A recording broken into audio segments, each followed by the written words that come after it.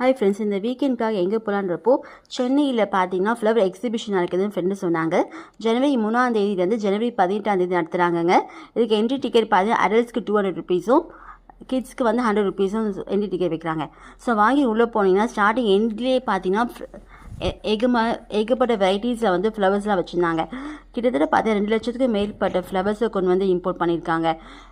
என்னென்ன ஷேப்ஸில் வச்சுருக்காங்க பார்த்தா கப்பல் shape, butterfly, peacock, cone ice cream, donut and அன்னப்பறவை, எலிஃபண்ட், ஏகப்பட்ட டிசைன்ஸை வச்சுருந்தாங்க.